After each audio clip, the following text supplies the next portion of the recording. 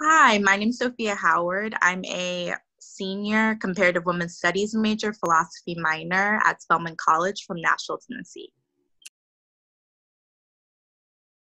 At Spelman, I'm a social justice fellow, and my fellowship project at Spelman was creating a book club called Unlocked Minds in a women's prison in Georgia. And then additionally, my research focus is where white supremacy and patriarchy meet through the intersections of the reproductive health of incarcerated women.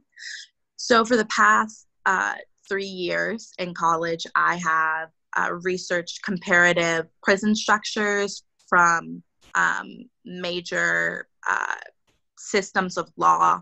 I have researched how the United States treats incarcerated women and pregnant women. I was on the committee that edited and brought forth a bill in Georgia that's known as like the anti-shackling bill, and is one of the first and the most recent comprehensive reproductive justice bill in the state of Georgia following the national bill for anti-shackling.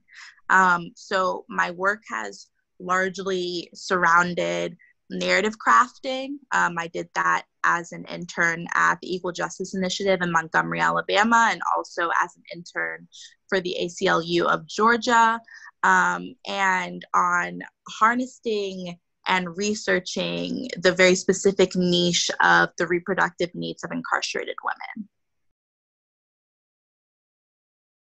Excited because I've never participated in a teach-in.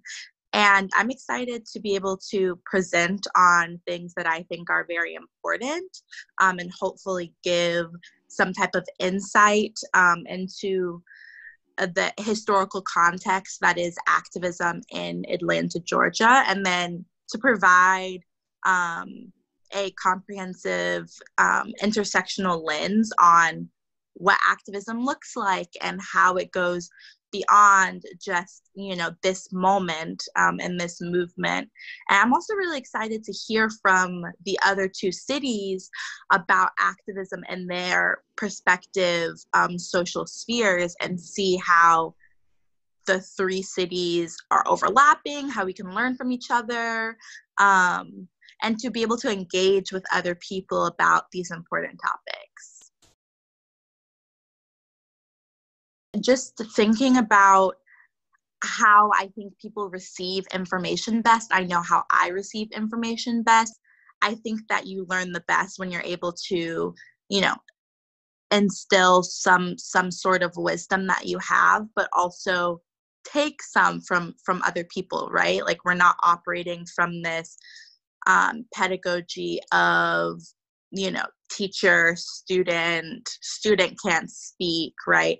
You want to be in an environment that is open and accepting to the even exchange of ideas and concepts. I'm very hopeful. I'm always hopeful. I think that hope is what fuels change. I think that mixed with sometimes anger and passion, those are the emotions and the feelings that sustain a movement, right? Because it can be very disparaging and it can be very discouraging to constantly live in these systems of oppression and constantly watch how they are whittling down on your humanity, how they're, stripping away your rights, right? And so it's hope that is the guiding light to really illustrate and revitalize that change. And I think that this moment is special. I'm hopeful the same way that I was hopeful after Trayvon Martin was murdered, the same way that I was hopeful after Mike Brown was murdered, that this becomes, that this kind of eggs on some real systemic change, understanding that unfortunately, this is a state that was created under white supremacy, and therefore the change that happens within that can't it's hard to dismantle white supremacy when the state was built on it, right? And so we have to continue to do this hard work, and this hard work, and it'll have to be done generation after generation. But I'm hopeful that we're moving in a positive direction each and every day towards it.